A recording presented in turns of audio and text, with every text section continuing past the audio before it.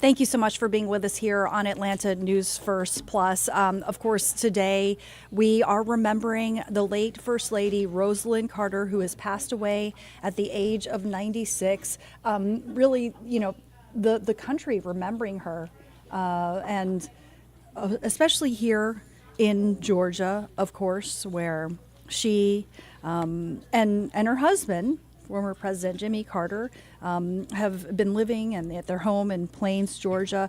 And that's actually where the First Lady passed away, the former First Lady. Of course, she was a passionate champion of mental health, caregiving, women's rights. She passed away yesterday, 2 p.m., at that home in Plains, Georgia, peacefully with family by her side. She had been married for 77 years to Jimmy Carter, who, of course, was the 39th President of the United States, a 2002 Nobel Peace Prize recipient, who is now 99 years old. And he said, quote, "Rosalynn was my equal partner in everything I ever accomplished. She gave me wise guidance and encouragement when I needed it. As long as Rosalynn was in the world, I always knew somebody loved and supported me." Rosalynn Carter is survived by her children, Jack, Chip, Jeff, and Amy, and 11 grandchildren, along with 14 great-grandchildren. A grandson did pass away in 2015. This information all coming from the Carter Center. And of course, we're going to continue to follow the remembrances. There is a schedule of memorial events and funeral ceremonies that we have been following as well. And we do want to let you know about a wreath laying ceremony that will be upcoming. But that's going to take place at Georgia Southwestern State University. And there will be a family motorcade arriving. And we'll be very involved, and we have some more information on that on AtlantaNewsFirst.com if you'd like to review the details of how you can kind of be part of the tribute. But, as we take a look back at the incredible legacy that the former First Lady is leaving behind, I'd like to turn now to a report from my colleague, Rebecca Schramm, about how she is being remembered. Mrs. Carter did much of her humanitarian work here at the Carter Center. She and her husband founded this center back in 1982, and it was through this center that she led a program to reduce stigma against mental illness and to promote greater access to mental health care. A key component of her work included support for family caregivers. Rosalynn Carter went pretty much everywhere her husband went, and she was known for showing kindness and compassion all over the world. When word got out yesterday afternoon about her passing, people who live near the Carter Center came by to reflect on her long life, which she spent dedicated to helping others. What a legacy. The Carters have certainly left their mark on this globe and continue to. I think the Carters never stopped fighting for peace and for global health, and for they never stopped representing the best of what America could be. Sad but not unexpected. But wow, what a life well lived. Part of the funeral services next week involves Mrs. Carter lying in repose at the Jimmy Carter Presidential Library, which is just on the other side of this property. So this is where you can come pay your respects next Monday night. In Atlanta, Rebecca Schramm, Atlanta News First. And Rebecca did mention the wreath laying ceremony and Rosalynn Carter lying in repose. Again, she will be lying in repose at the Jimmy Carter Presidential Library and Museum on Monday, November 27th. That is next Monday after Thanksgiving. There will be an arrival ceremony at the Presidential Library at 3:15 p.m. and a repose service at 3:30 p.m. And I want to just direct you to our website, AtlantaNewsFirst.com, because I know there's so much interest in remembering the former First Lady. And here on our website, you would be able to, review the details of the remembrances as well if you would like to take part. And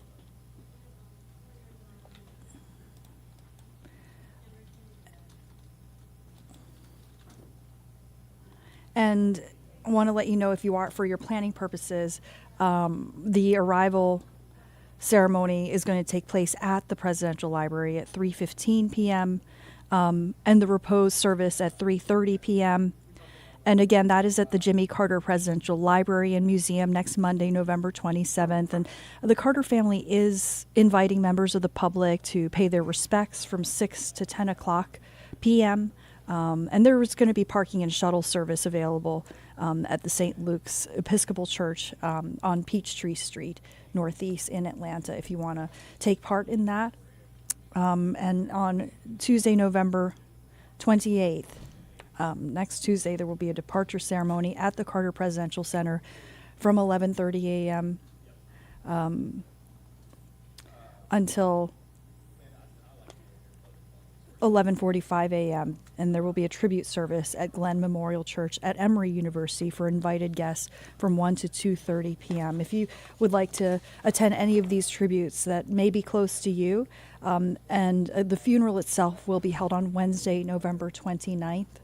The funeral procession arriving at Maranatha Baptist Church in Plains at 10:55 a.m. And then there will be a service for family and invited friends taking place at the church at 11 a.m. And then at 12:30 p.m. the casket will be transferred to a hearse for private interment at the Carter family residence. And of course the public is welcome to line the family motorcade route as it proceeds from the church down Bond Street along Highway 280 in downtown Plains. There will be designated viewing areas, but I just want to direct you to atlantanewsfirst.com if you are interested in attending any of these tribute events to pay your respects to the late First Lady Rosalynn Carter, who passed away peacefully with family by her side yesterday at the age of 96 at her home in Plains, Georgia. And, we just see those images of her with the former president, Jimmy Carter, and, he's expressed just how important she was to his life. My colleague Tracy Hutchins has a look back at their love story. Torn down the barriers that separated those. The saying goes, behind every great man is a great woman. Always a step behind her husband, or more often, at Jimmy Carter's side, you would find Rosalynn Carter. The couple grew up together in their small hometown of Plains, Georgia, but Rosalynn didn't have a crush on Jimmy until she saw him in his naval uniform on a visit home from the academy. I was standing on the steps of our church waiting for a youth meeting to begin. And he rode up in the car with Ruth and her boyfriend, got out and asked me to go to the movie with him. Well, of course, I left the meeting, I went to the movie. Don't ask me what it's about, I have not the slightest idea. Well, I didn't have any idea what Rosa was going to say, but I think I came away fairly unscathed, and I'm grateful to you, sweetheart. They kissed on that first date and married in that church in 1946, a union that would grow stronger over time. Hard work has been the driving force in Jimmy Carter's life. After moving around the country on military assignment, the couple returned to run the family peanut farm in Plains, where they raised their 4 children. Carter was elected governor in 1970. They're looking for a candidate they can trust. They see Jim and they respond to him. It's great. 6 years later, Mrs. Carter was front and center in her husband's run for the White House, campaigning alone on his behalf in 41 states.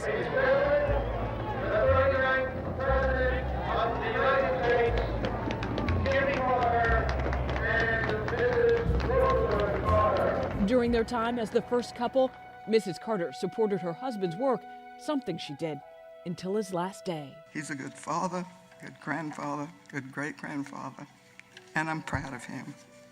I'm proud that he stands for human rights and peace all over the world. For decades, the couple traveled the world, trying to change it for the better. They truly live their life hoping to make somebody else's life better. For better or for worse, their love never wavered. An MRI showed that there was a cancer or growth a tumor on my liver. Shortly before announcing his cancer diagnosis, Carter published his book, A Full Life, Reflections at 90. Inside, a portrait he painted of his lifelong love, along with a dedication to her, to Rosalynn, who has kept my life full of love. Well, the best thing I ever did was marrying Rosalynn. That's the pinnacle of my life. I think I have been as blessed as any human being in the world.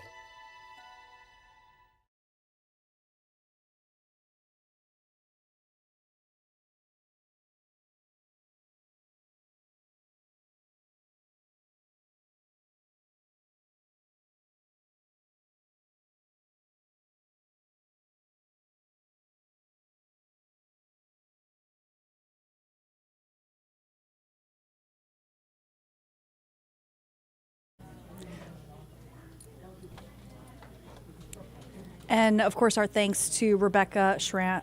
I apologize to Tracy Hutchins with that report. But I do want to turn now to kind of a look at the recent anniversary that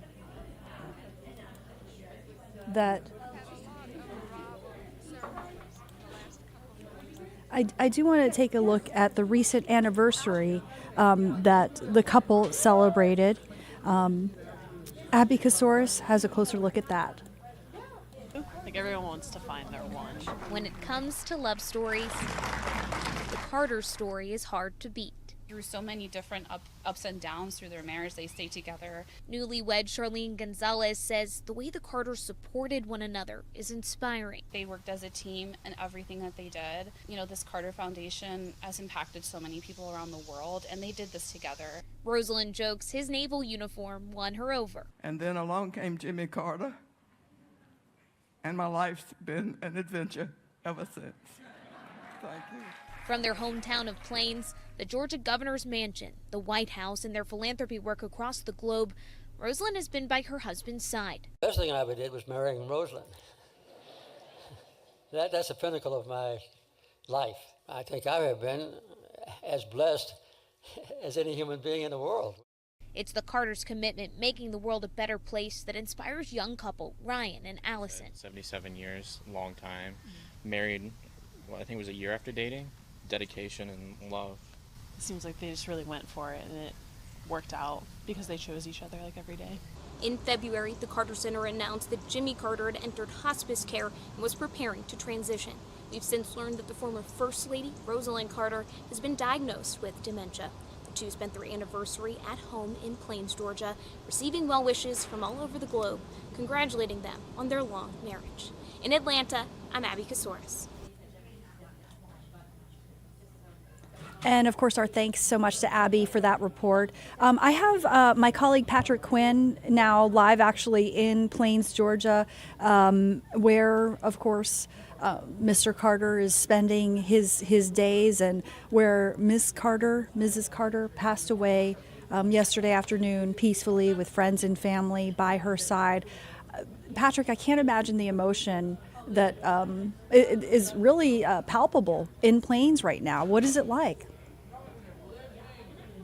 Well, we got in late last night and we started to drive around just to try and capture what was going on, and we stopped by her home where she passed away yesterday, roughly 2:10 p.m. She was surrounded by friends and family, and you mentioned how close she was with her family. She leaves behind 4 kids, 11 grandkids, and 14 great-grandchildren. And just now we went into what is more like of a downtown Plains, if a town of less than 600 can have a downtown.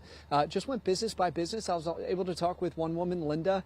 She was putting Christmas lights on the town Christmas tree, and she said, yeah, she woke up today sad. I mean, this is a day that they anticipated, but this is the first day in a really long time that Plains has woken up without Rosalynn Carter. I mean, she's from here, she grew up here, she went to school here. This right behind me is the former high school. It's now somewhat of a history center where people can come and learn a lot about the Carters. And so, yeah, Linda, she's stringing lights, getting ready for Christmas. She recognizes that a chapter has turned. I asked her what the future of Plains looks like now without Rosalynn, and obviously now everyone's just bracing and praying for the best with Jimmy, the former president, and she recognized that, yeah, it will be a different time when he passes, but she said that Plains will go on and prevail, and what they've indoctrinated and built here will last. So it's been touching, I would say, to be able to capture this over the last 24 hours or so.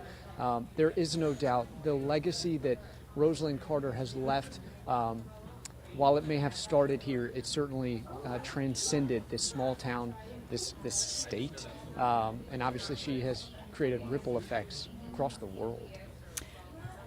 Absolutely, Patrick. No doubt about that. And of course, there are a number of events planned over, the next week and a half to remember that legacy that she's leaving behind. Any other kind of thoughts on that and the preparations for that? Sure. Well, her death obviously fell on a holiday week. So it, I think, became a little bit tricky logistically how they were going to handle this. But I can tell you the plan for next week. That's really when things are really going to take off. Next Monday, there will be a formal wreath-laying ceremony, and that's going to happen nearby at the college where Rosalynn Carter, she went to college. So that will give a chance for students there to come out and to give their condolences. After that, on Tuesday, her body will make its way to Atlanta, where at the Carter Center there will be a public viewing, and there's a lot of information, details on our website about the timing of all of this, so that if you would like to be involved, you can as well. And then Wednesday of next week, that's when the funeral of Rosalynn Carter will take place, and it will happen right here in Plains, just actually down the street at the Baptist Church here, where the Carters have been members since 1981, right after they left the White House, and they have been active members. I mean, she was a deacon. She, like former President Jimmy Carter, was also a Sunday school teacher, and she started a distribution food service for those in the area. So certainly really involved, and I know that will be a ceremony with mixed emotions, certainly some sadness, but also a celebration of her life. I mean, she just lived such a full life, and we cannot forget that. Yeah, absolutely. She was a champion of so many causes. And I'm wondering if kind of some of the groups that she advocated for also in Plains, Georgia, have some special plans. Maybe that might still be in development. Have you heard anything about that, Patrick? I haven't heard anything too grassroots local as of yet. I'm looking behind me just now because we're set to talk with someone who could come out at any moment and kind of give us maybe a little bit more of what the next few days look like specifically here in Plains. And so, yeah, we will continue to flesh that out. No doubt she was a tremendous pioneer when it comes to women's rights, but also mental health services. I mean, I've done a number of stories at the Carter Center and just the footprint that she made. She got involved in mental health and expanding access to healthcare with regard to mental illness way before it became on really kind of a national and global map. And that was something that she felt very passionate about. And I was listening to an interview with her about just that passion, where it came from. And she said it came from the campaign trail. She'd be talking with constituents and should you vote for Jimmy? Should you not vote for Jimmy? And a lot of them would come up to her and say, well, how is he going to help my family? My brother, my dad, my so-and-so has mental illness. What are his plans there? And initially she said she didn't know.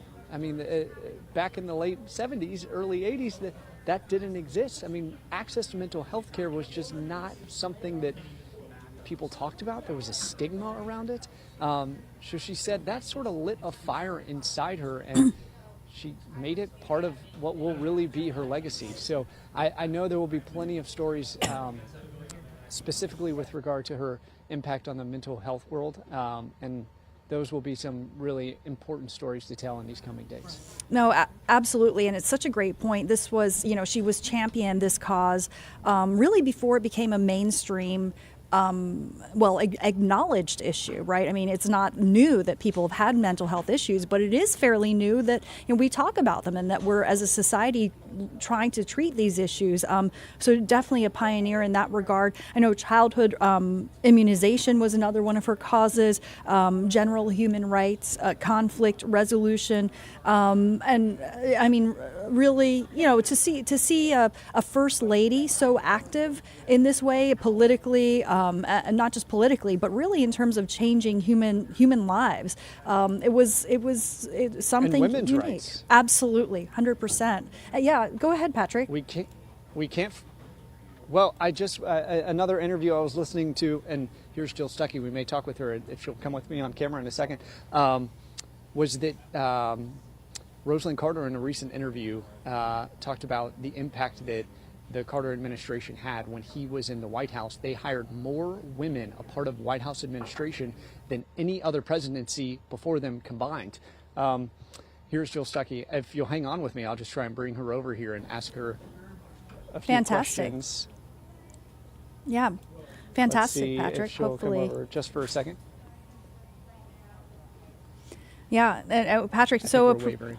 No, well, I appreciate you letting us into the process and kind of behind the curtain, because we know this is what you do pretty much on a daily basis, trying to gather these interviews for all of our viewers. Hey, Jill. Hey there. And also found President and Mrs. Carter's state senator, Freddie Powell. How are you? Nice to meet you. So we're with Atlanta News First, and we're the CBS out of Atlanta, and we're streaming right now on our website. Do you mind if I ask you a couple questions just while we're talking, both of you, if that's okay? Yeah, that will be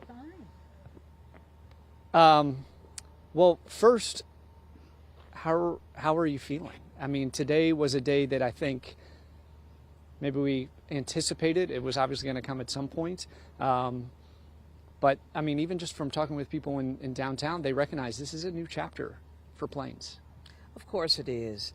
But Rosalynn Carter left no stones unturned. She was quite a force, not only in this community, but throughout the nation and internationally. So quite a legacy left behind, and just so proud of what she was able to accomplish, coming from a community that was rural, so small, so tiny. We don't even have a traffic light here, but just an amazing individual.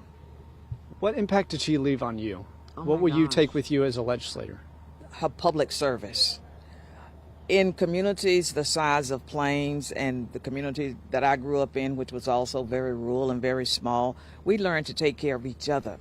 And this is the principle that she took from Plains, Georgia, wherever she went. She applied that principle to take care of individuals, especially those that were less fortunate than others. Just a huge human rights supporter. Just loved her. Great sense of humor. And when you sat down with her to have a meal, it was like sitting down with your next door neighbor, sitting down with your family, with your friends, with your mother. And it's unbelievable the comfort that she extended to you when you were sitting there talking to her. Well, if we can sit on that moment for a second, because I listened to a recent interview with her just in coming down here just to learn a little bit more about her, and it was about mental health care. Yes. And someone asked her, why did you originally get into it? And the answer that she gave at the time was, well, I was helping Jimmy campaign, and we were out on the trail, and people would come up to me, just sort of like you were talking about, my neighbors, and they would say, well, how are you going to help my dad, my brother out? He has a mental illness, and we don't know what to do. What's your vision? What's your plan there, from a legislator perspective? And initially she said, I don't know anything about mental illness. Like, we didn't talk about it. The stigma there, you don't talk about it. And then she quickly recognized this is an important issue for my friends, for my neighbors, and so she became a pioneer. Exactly. And that's what you're saying. She brought more focus, because it was always taboo. Nobody wanted to talk about mental illness or having a relative that wasn't quite right. Okay, we did not know how to define it. She was able to define it, and she was also able to bring resources to help with those causes. To take the stigma off of mental illness. That's what she worked for when President Carter when Governor Carter was in office. and when President Carter was in office. And now we know the latest legislation that's gone through the state is it's making sure that access to mental health care is on the same level as access to physical health care. I mean, the idea of that happening in the late 70s, early 80s, that's I mean, no one would have thought that, to compare those, put them on the same bar in terms of, insurance getting involved. And, a lot of it's going to take some work to still figure out the kinks of that, but that's just tremendous. One final question on that is, I feel like we're missing that part of politics. We're missing that, hey, this is a need in my community, I'm hearing it, and let's fix it. How can you carry on that legacy? That's a big question, I know. That's a huge question. But having spent the time that I've spent with, or that I did spend with Mrs. Carter, you know that the imprint is there. She planted it within me, and it's something that as a legislator and a public servant that we think about all the time. It's not about you. She was always this individual that talked about, how can I help someone else? What can I bring to the table, that the resources? And that's what I have to remember. And that's what she planted in me, is that, we're here to help each other. Yeah, I think she planted a lot of seeds. Jill, if I can ask you, will you first set the scene? Where are we? And how can the public take advantage of this resource? Sure. Well, we're in Plains, Georgia. Right. President and Mrs. Carter's hometown. This is the school where they attended grades 1 through 11, because there wasn't a 12th grade curriculum written at the time when they attended. And it's now in National Park Service hands. You're standing in Jimmy Carter National Historical Park. And the school will be open from 9 to 5. And people are welcome to come and see the school where the Carters both walked and learned. We also have the depot where the Carters started the presidential campaign, and we also have President Carter's home, boyhood farm, and it's 2.5 miles outside of town, and you can travel out there as well. It'll be open. We just drove by it just about an hour ago. It's a must-see. I mean, the house is there. It's in pristine condition. The farm looks great behind it. I mean, it's worth the 2.5 mile trek. Yeah. I was also listening to this interview with Rosalynn Carter, and she talked about the influence of schools on her trajectory. Mm-hmm. Specifically, I'm going to not remember her 7th grade teacher, also maybe the superintendent. Julia Coleman. That's it. And a superintendent, I think, also played a large role in just sort of asking her to think big, to think outside of Plains. She mentioned cutting out news clippings, just kind of starting to put the thought bubbles together about the world's bigger than Plains, and she clearly took what she learned here and ran. Oh, she ran all right, and she took Jimmy with her. So maybe they took each other. You could say that. Yeah, today she took him. Yes, I agree. So, she was such a believer in education. In fact, she turned down President Carter's first proposal because she wanted to complete her college education. Oh, I didn't know that. Wait, tell me about that. Yeah, so Rosalynn's father passed away when she was 13, and he wanted to see her graduate from college. So she promised him that she would finish college. So when the young, handsome naval man asked her to marry him, she said no, because she wanted to finish her degree. She later relented and said yes. And but she was a firm believer in education, and she went on to do such tremendous things in this world. She was a believer, and she brought hope to the table. When she came in a room, you had hope that things were going to get done, because you knew if she was involved, it was going to get done. I can see you getting a little emotional, or at least starting to feel that. Where does that come from? I have known Mrs. Carter for the last 30 years, pretty much. And I've gotten to work with her I've gotten to go campaigning with her back in the day. She and President Carter were dinner guests at my house about every Saturday for the last 15 or so years. So yeah, she will be missed. How are you feeling today? You know, it's very bittersweet. I know she's in a better place right now. She's not suffering. So that is very good. The world has to learn to live without that ray of hope. So it's a sad day. Maybe we have to be it as well, as you know, to whatever extent we can. Last question for you: what does Plains look like moving forward? So President Carter is here. You know, Plains has been a tourism town ever since the Carter presidency, and it will continue to be that. Mrs. Carter will be buried here in Plains on their home property, and we're going to surround President Carter with love and support. It's going to be a very, very difficult time. He's very fortunate to have 4 loving children and 11 grandchildren and great-grandchildren that will help him fill his days, but it's going to be tough.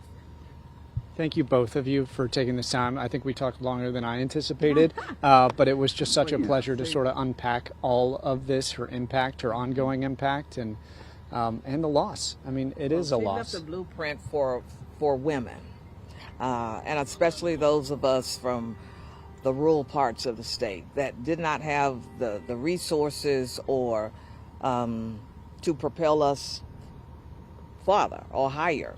But we were able to, as you say, venture out, find those resources, and bring them back to our hometowns, our communities. And she was very much driven by helping others. So you just knew her as the intellectual that she was, and the good person that she was. She was your neighbor.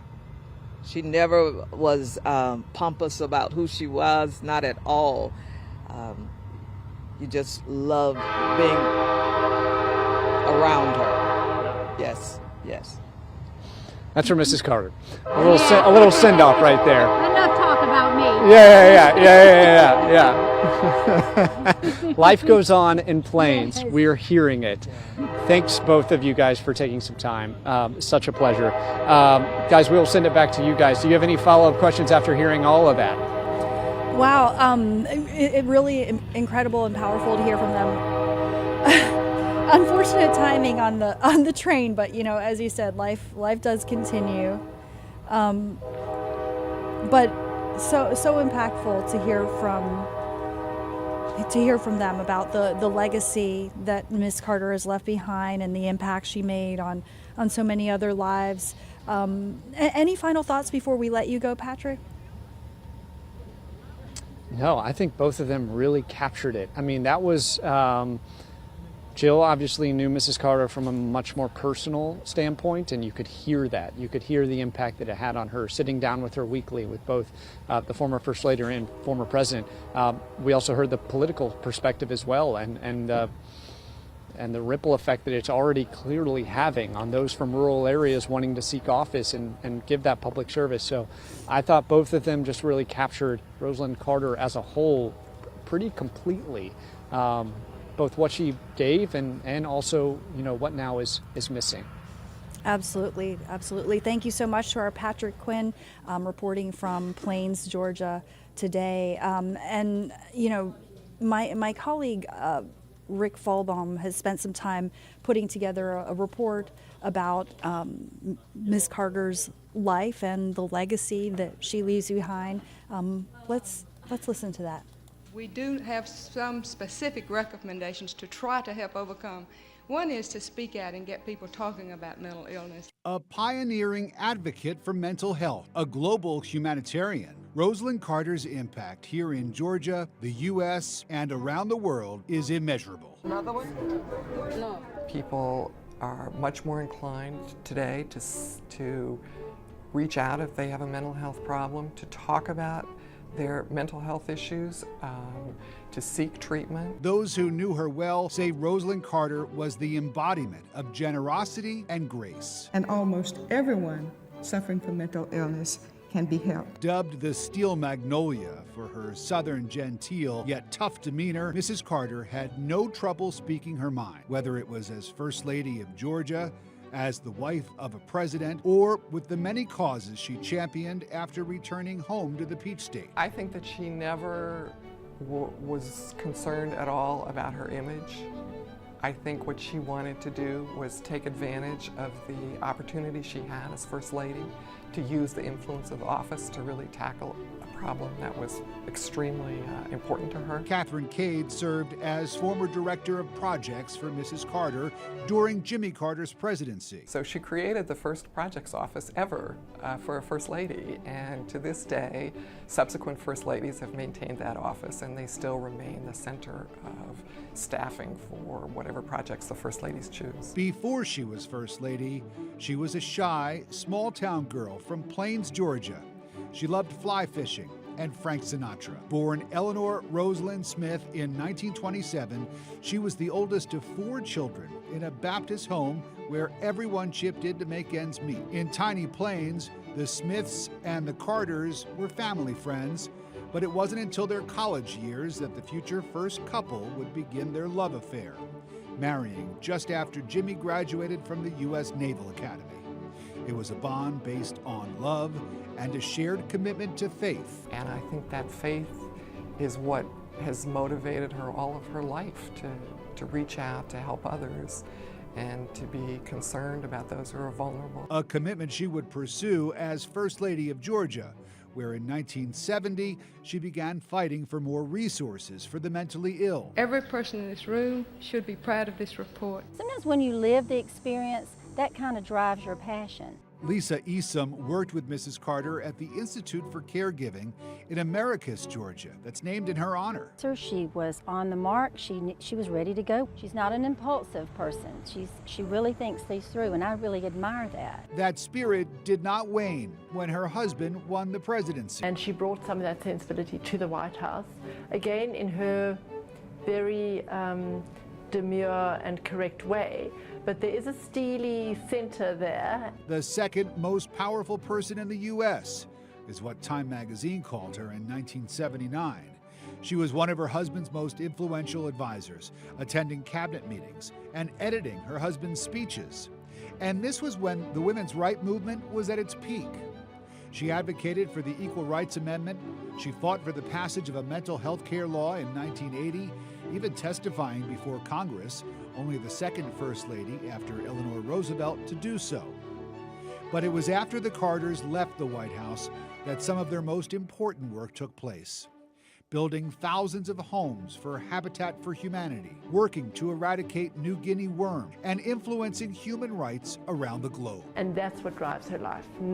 She's not putting a finger in the wind to see where the wind's blowing. She is trying to move forward according to principles that she believes in. Pamela Scully teaches women's studies at Emory University. She welcomed Mrs. Carter annually as part of the Distinguished Fellows program. Many in Mrs. Carter's circle say her accomplishments were often downplayed, just as she wanted. You know, of all the presidents and first ladies that I've ever seen, she is the only one that has continued to give and give and give her entire life to service to others. Huge leaps and bounds have been achieved because she could open doors and she cared enough to do so.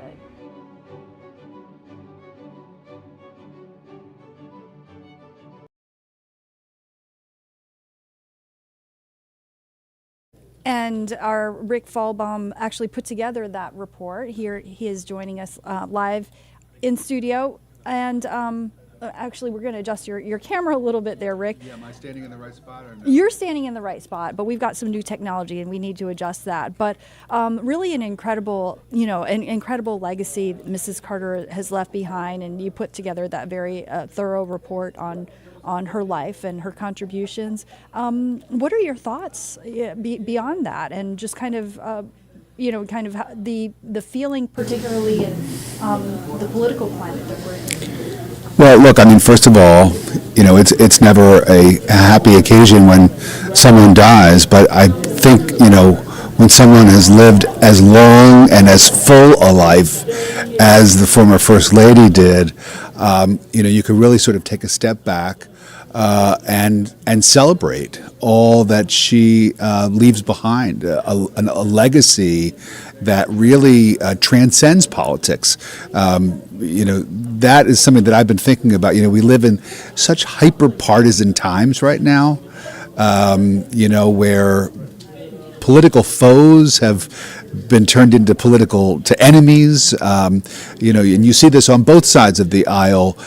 Republicans, sort of demonizing Democrats doing the same for Republicans, and yet I think it is a testament to the Carters and to the former First Lady that the tributes for her are coming in from both Republicans and Democrats. I mean, obviously, you would expect Democrats to come out with glowing praise for her and her work, but we're also hearing from Republicans about the legacy that she leaves behind, including former President Trump, who doesn't always have kind things to say for others, even members of his own party, let alone Democrats, and yet he came out with a glowing tribute to her on social media. I pulled it up here. Just a part of it is that she leaves behind a legacy. This is Donald Trump. Leaves behind a legacy of extraordinary accomplishment and national service. We will always remember her servant's heart and devotion to her husband, family, and country. May she rest in peace. That's the former president. And the former First Lady, Melania Trump, also posting on social media saying that Rosalynn Carter touched her as well. We've also heard from Governor Brian Kemp here in Georgia. He and his wife Marty, who obviously occupy the same office that former Governor Carter and Rosalynn Carter occupied for so long here in Atlanta, in Georgia's capital, also coming out with praise. And I was trying to think, Joy, and maybe you have some thoughts on this too. What other political figures, what other people in public life right now would generate this kind of bipartisan outpouring of affection and respect? And I really can't think of anyone. Mm-hmm. I mean, obviously we have former President Carter, who we know is still in hospice care at home. His health is still, very fragile at this time, probably even more so now with the death of his wife. Yeah. We know how difficult that can be for people who are of an advanced age and who have been together for as many years as the Carters have been. So we keep him in our thoughts. And obviously when his time comes, I think that he too will garner the same kind of bipartisan respect and admiration. But there really aren't too many other people, if you think about it, that I think would get that kind of respect from both Republicans and Democrats. And I think that says something not only about the Carters, but about the age that we're in right now, this sort of period, like I said, of hyper-partisanship. No, yeah, that's such an excellent point, and it's really remarkable. And honestly, it's so needed. It's so needed, and perhaps that's kind of a silver lining to all of this. Perhaps Mrs. Carter may inspire a little bit more bipartisanship. People don't have to agree, but it would be nice if they at least respect each other. Well, that's the thing, and that's kind of the way that it used to be, right? That people could disagree on issues, on politics, but that they didn't demonize one another. Mm-hmm.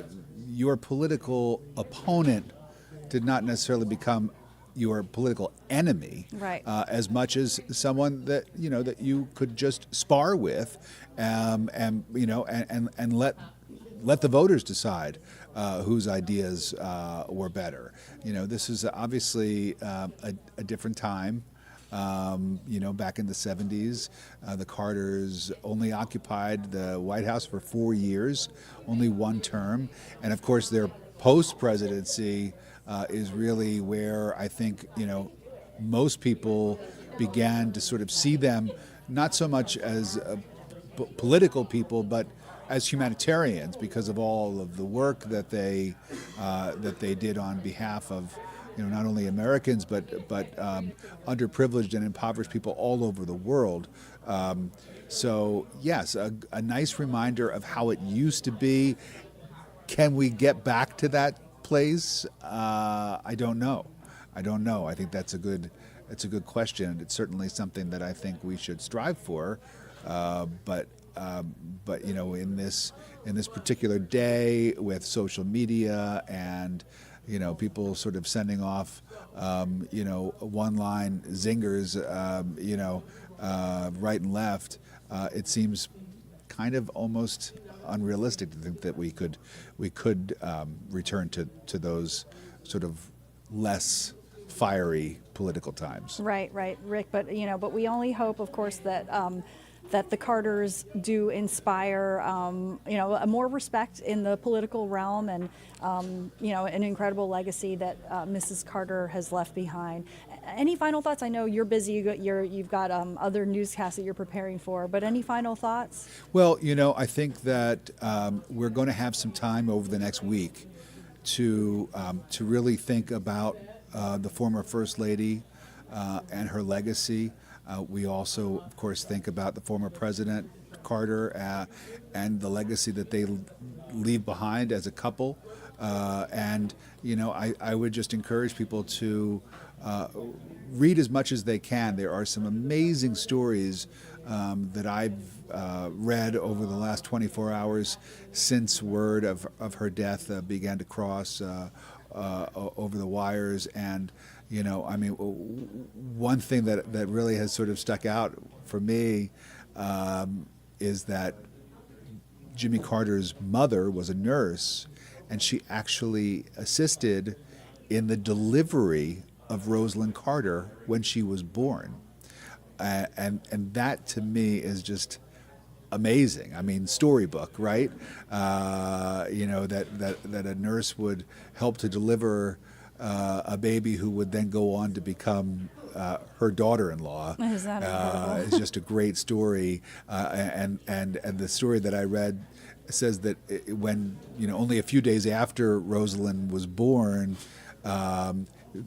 Jimmy Carter's mother brought him over to the hospital ward to see the new baby from the neighborhood, so that he could put eyes on her. He was 3 years old at the time, and he was brought to the hospital ward where Rosalynn, newly born Rosalynn Carter, lay in her bassinet.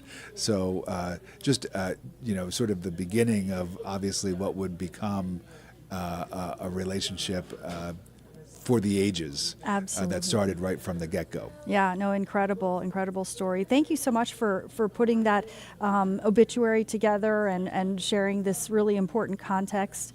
Rick Falbaum, our Atlanta News First anchor, joining us here on Atlanta News First Plus. Really appreciate your expertise and your great journalism. Thanks, Joy. And of course, you can watch Rick coming up in our noon newscast on Atlanta News First. I know he's going to run out and work on another interview, another project. But thank you again, Rick. My pleasure. See you soon. See ya. Okay, look, so, just an incredible legacy that we're talking about here as Rick has laid out.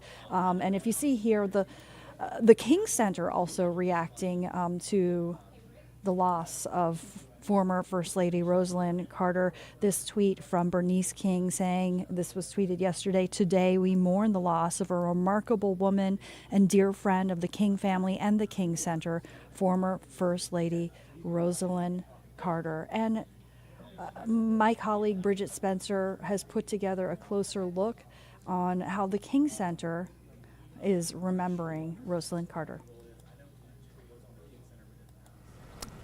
The Kings and the Carters had a special alliance that was built over the course of several years. In a statement, the King Center says the center's founder, Coretta Scott King, shared a special relationship with Mrs. Carter, particularly around issues that were impacting women.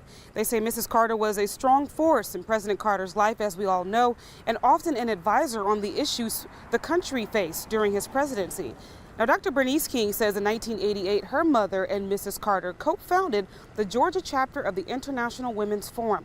President Carter himself spoke in 2013 about his relationship with the King family and their alliance as a whole. As president, my most important visitors were from Georgia. Coretta and Benjamin Mays and Daddy King would come and tell me what I needed to do as president. And they reminded me that Martin Luther King Jr. was for human rights and for peace. Dr. Bernice King says President Carter is an advocate for the black community out of the goodness and the pureness of his heart, showing just how closely connected the families are and how they share similar values. From the King Center, Bridget Spencer, Atlanta News First.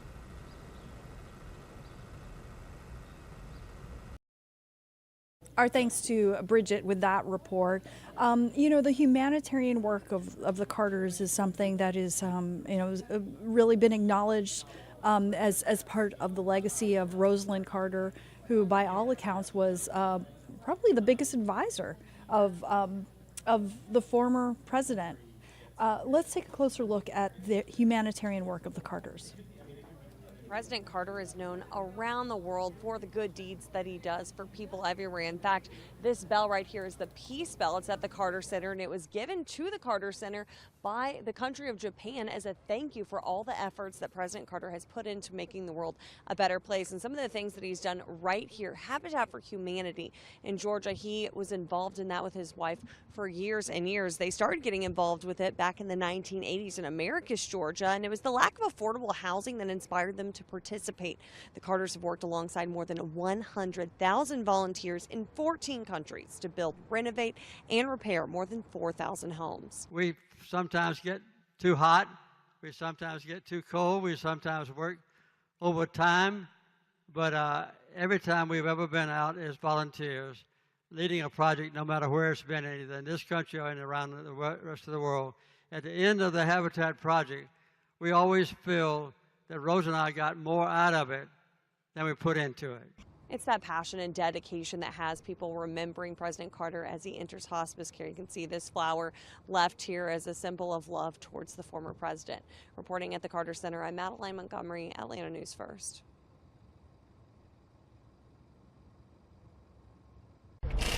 His hands have done the work for a long time. Even after a fall at home and a bruise on his head, former President Jimmy Carter helped to lay the foundation.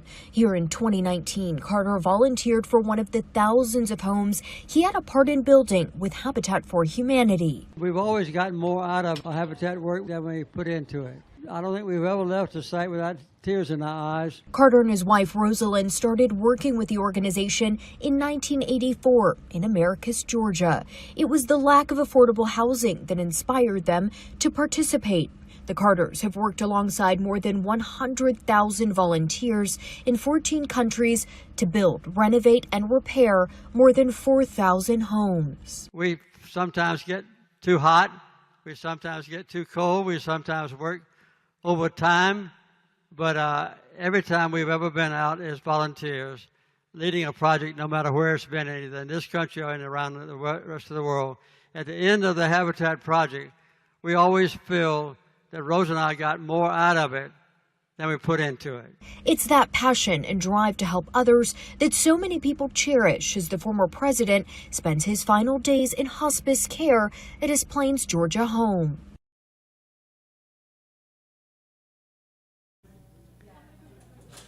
And, again, as was just mentioned, the former president, Mr. Carter, is spending his final days in hospice care in the Plains, Georgia home where the First Lady passed away just yesterday afternoon with her family by her side. She passed away peacefully at the age of 96. Once again, let's take a closer look back at her life and legacy.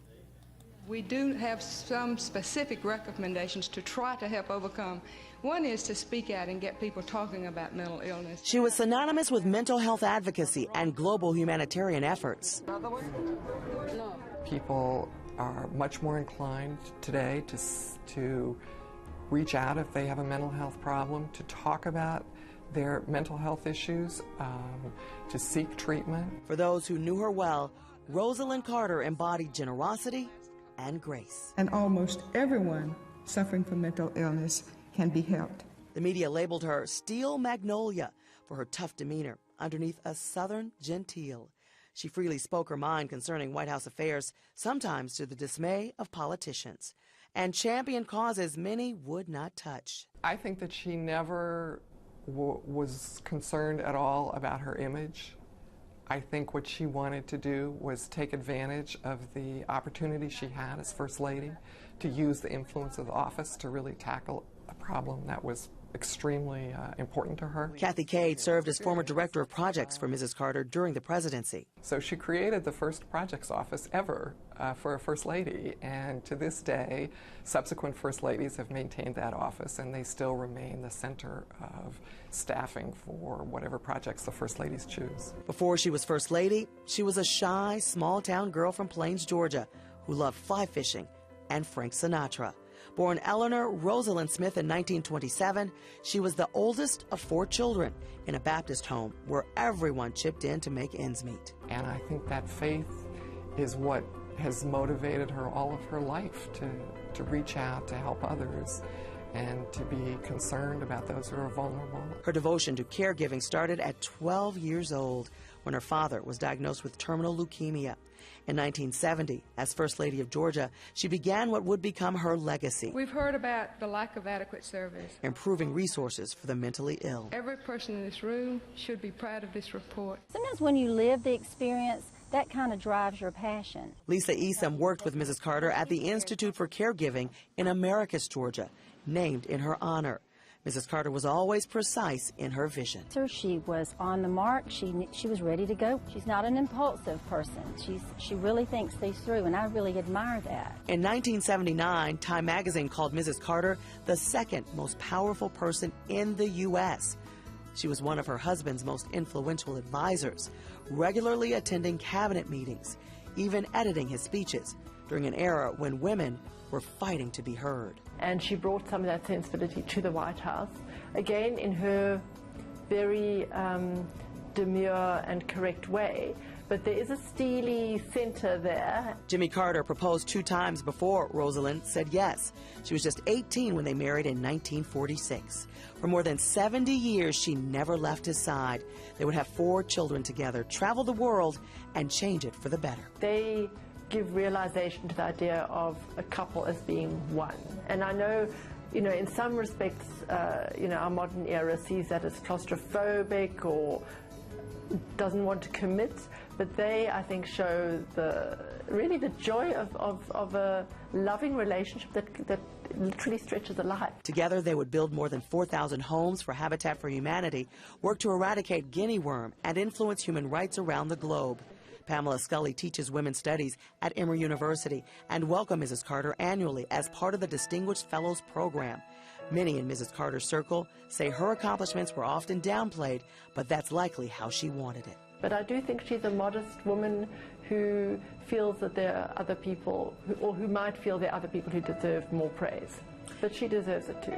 From the beginning, Mrs. Carter took a front seat to her husband's political career while trailblazing her own agenda. The women's rights movement was at its peak during the Carter administration. There she advocated for the Equal Rights Amendment and fought for passage of a mental health care law in 1980, becoming the second First Lady behind Eleanor Roosevelt to testify before Congress. And that's what drives her life. She's not putting a finger in the wind to see where the wind's blowing. She is trying to move forward according to principles that she believes in. The American people have given us unlimited chances, unlimited opportunities. And we have wonderful friends who support our programs here at the Carter Center. Mrs. Carter never slowed down. After the White House, she remained committed to causes she believed in and continued to travel the globe, raising awareness.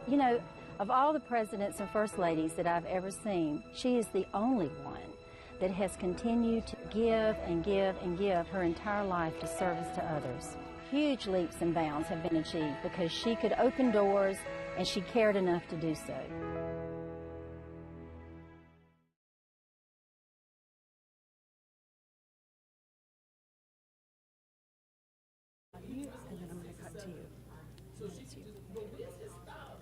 Good morning, everyone. I'm First Alert Meteorologist Courtney Jacobazzi. We have a lot to talk about in the weather department. We have a First Alert weather day in place for tomorrow because of widespread rain that is on the way for the day tomorrow, especially for that morning commute. So we want to get you ready for it. We know that that is a big travel day for a lot of you. So first, I want to show you kind of what to expect. We think this is going to have a high impact on your day. Widespread rain, heavy at times, will be likely for the morning into the early afternoon. By the evening commute, it looks like all of the rain should move out, and we'll take you through hour by hour with the latest forecast model for you in just a couple of minutes. This is going to impact, of course, holiday travel. Tomorrow, one of the many big travel days on the way this week. Of course, Tuesday and Wednesday, 2 primary days to travel. So we'll give you kind of a timeline of when we think would be the best time to head out and about. But if you do have flights tomorrow here in Atlanta, if you're traveling to the Northeast especially, you're going to want to keep track of those flights because they very well could be delayed as the system moves along the Atlantic seaboard or the Atlantic coast. And a few afternoon storms will be possible, maybe an isolated severe storm, but that's definitely not our biggest concern. The severe threat is definitely low for us here across North Georgia. Here's a look at the weather system in charge of our First Alert weather day, brewing out to our west, bringing heavy rain to parts of the Great Lakes region, moving into Arkansas and into Tennessee. A pretty significant severe threat along the Gulf Coast from Louisiana into Mississippi, into parts of southern Arkansas. For us, again, our severe threat looks very limited, but not none. Today, what you're going to have to deal with is this, just some very light rain, kind of drizzly out there. It's going to be mostly cloudy and cool, and the wind will also pick up today. It will be a breezy day. So overall, just a dreary start to the week. But that wind and these light showers, all kind of a precursor. Notice kind of the direction all this is moving, generally in from the south-southwest. That's an indication that our wind is starting to come in out of the southwest, pulling in that warm and moist air to allow for those thunderstorms and that potential for heavy rain tomorrow. So this is all just kind of leading up to our bigger event tomorrow, which is, again, our First Alert weather day. So through the day today, cloudy skies, temperatures in the 60s through most of the day. Some of us will end up topping out in the mid 60s, but a lot of us in the suburbs in the low 60s with that chance for showers, especially as we head into the second half of the day. Right now, our coverage at about 10%, but we'll increase that to about 30% for the ride home for your evening commute, or if you have any kind of dinner plans, maybe you're going to pick up your groceries for your Thanksgiving dinner tonight. Just keep in mind you might have to briefly use the windshield wipers later this evening. So let's take you through hour by hour here on Futurecast. Again, a few showers possible today, especially for the evening. All the rain today just light, surging in from the south, indicating again that we're starting to kind of fuel our atmosphere for showers and thunderstorms. As we head into the overnight hours, rain starts to move in, and then Tuesday morning at 7, this is when a lot of you will be at least getting ready to head out to work. Maybe you have an early flight out of Hartsfield-Jackson. It's going to be rainy on the roadways, and that wind is really going to start to pick up. At this point, we could be experiencing gusts as high as 40 miles per hour. So the wind and the rain put together is going to make it very difficult to commute. So you just need to be very careful if you do need to head out and about tomorrow. Again, at this point, we might be dealing with some flight delays. We'll be tracking that for you on Atlanta News First tomorrow morning. By 8:30, rain continues to be widespread. Heavy pockets of rain possible. This line of storms along a cold front moves through between around noon and 2 o'clock through downtown Atlanta. So it will be moving through the heart of the city between around noon and 2 o'clock. After 12 o'clock is when we'll start to watch for the chance for some thunderstorms. So in the morning, it'll mainly be rain, and of course, it'll be windy. But as we head into the afternoon, we start to get a little more fuel from the daytime heating. We'll watch for the chance for a few thunderstorms. East of Atlanta and south of the city is where I think our greatest threat for severe weather is, but again, it's still isolated at best across the entire state. We'll primarily be looking for damaging wind gusts. So in any severe storms, that's 60 mile per hour wind gusts, which paired with the heavy rain could knock down trees. So something we'll be watching tomorrow. By 2:30 again, so early afternoon, we're talking a line of showers and storms from Athens down to Eatonton into the North Georgia mountains, and then by your evening commute on Tuesday, so 5, 6 o'clock for those of you who are still commuting to and from work ahead of the holiday, it looks like we'll start to dry out. But notice those showers and storms will start to make their way towards the Atlantic coast, and this weather system as a whole going to cause a huge mess for the eastern seaboard from Maine, where there's snow possible through New York, where some major airports are, of course, all the way through Virginia and the Carolinas. So if you had travel plans anywhere to the north or east, just keep in mind you're going to want to keep a close eye on your flights because more than likely they'll be impacted in some way. So here's a look at your Tuesday travel, again, kind of just to wrap it all up in the form of what it's going to look like for your commute. 6 to 9, a mess, especially as we head past 7 o'clock. Downpours are going to be fairly likely. It's also going to be quite windy, so you know how that could be on the roadways when you're driving, especially if you drive a higher profile car. Your evening commute starts to look better by 5 o'clock. So again, the rain starts to end, clearing southeast through the evening, and we're in better shape. And then some cooler air starts to filter in. Talked about the wind. That's going to be a secondary part of our story tomorrow. We'll have a cool, cloudy day with temperatures in the low to mid 60s, 50s for the mountains, and wind gusts upwards of 40 miles per hour. Now, that's in the city. Up in the mountains, just because of the topography of that higher elevation of the mountains, you could experience wind gusts 50 to 55 up in the mountains tomorrow afternoon. So something we'll be watching very carefully through the day. But again, this is kind of a secondary threat to that widespread rain that will cause travel issues tomorrow for any of you trying to get to and from grocery shopping, or even if you're traveling away from here in North Georgia to Thanksgiving to visit friends and family. But wind gusts upwards of 35 to 40 possible tomorrow. And if we do have any severe weather tomorrow, which is possible, it's a low-end threat, we could experience gusts upwards of 60 miles per hour, especially in storms that start to push southeast of the city after lunchtime tomorrow. So we'll primarily look from Atlanta points east and south for any kind of thunderstorm activity and maybe an isolated severe storm as well. Now, while this is going to cause a headache on the roads, it is going to give us some beneficial rainfall, put a little bit of a dent in our deficit for the year. We could pick up anywhere from half an inch to maybe an inch and a half, some spots close to 2 inches, and spots that really need it. Remember, we've been talking about the drought for the past couple of weeks. Far North Georgia has been drought stricken very hard. We're talking extreme drought up there, so this will help with that. Some very beneficial rainfall, despite the fact that it's going to cause some issues when it comes to travel. So here's a look at those travel impacts. This is kind of one of the main reasons we issued that first alert weather day, because it is going to really impact a big week of travel across the United States, particularly here in the southeast. So the travel impacts become high from Virginia all the way through the Carolinas into North Georgia Tuesday morning. So tomorrow morning, as that rain and that front moves through, the wind is picking up. Obviously, plains, that's going to cause some problems with the wind picking up like that. And then as we head into Tuesday night, that shifts into the northeast. Major travel impacts up towards Maine because the potential for also some snow up there all along the eastern seaboard Tuesday night, and even overnight, those delays and those travel impacts linger. So if you have any flights from tomorrow morning into early Wednesday, and if you red-eye flight takers, just keep in mind you'll want to keep a very close eye on if any do become delayed, so you can plan accordingly around that, and of course communicate with your family and friends you're trying to visit, or maybe you have family and friends flying in here. Definitely going to want to keep in contact with them because of this weather system.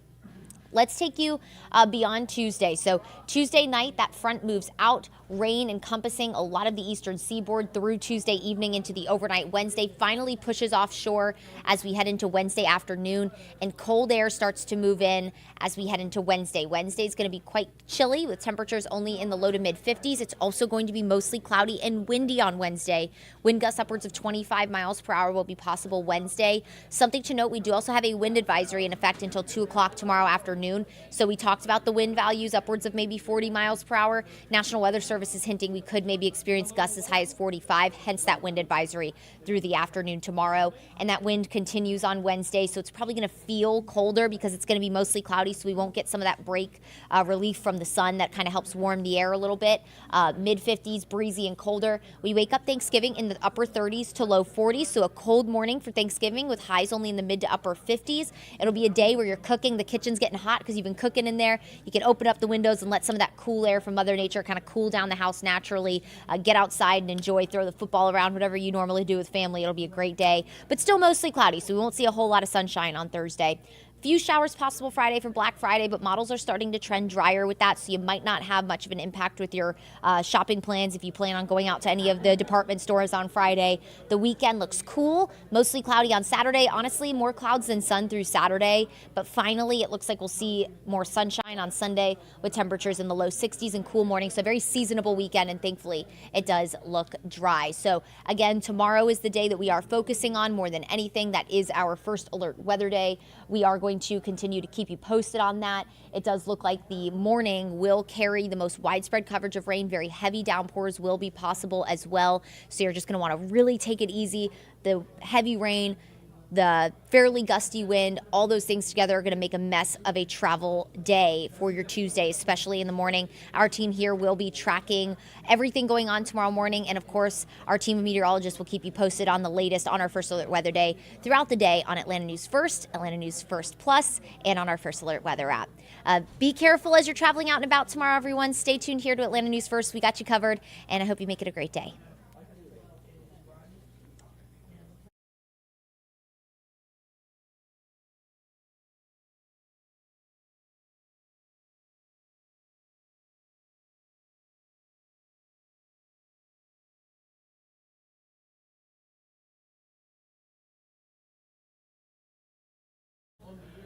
All right, everybody.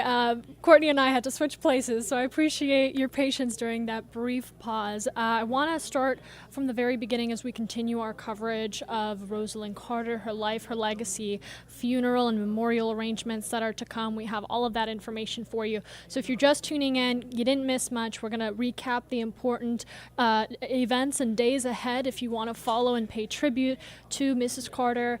But in the meantime, you know, we wanted to start by talking about some of her advocacy throughout her life and the projects that she was most passionate about. So coming up here in the next 5 minutes, we will have the Georgia chapter, Alzheimer's Association, an Alzheimer's caregiver, talk a little bit about Rosalynn Carter, former First Lady Rosalynn Carter, Mrs. Carter, and her advocacy throughout her life on advocating for mental health and raising awareness on the trials and triumphs of caregivers, who are some of the most important people in the lives of our seniors and others who need care, especially for things like Alzheimer's, dementia, Parkinson's disease. And we'll talk a little bit about Mrs. Carter's own battle with dementia, which was announced by the Carter Center last May.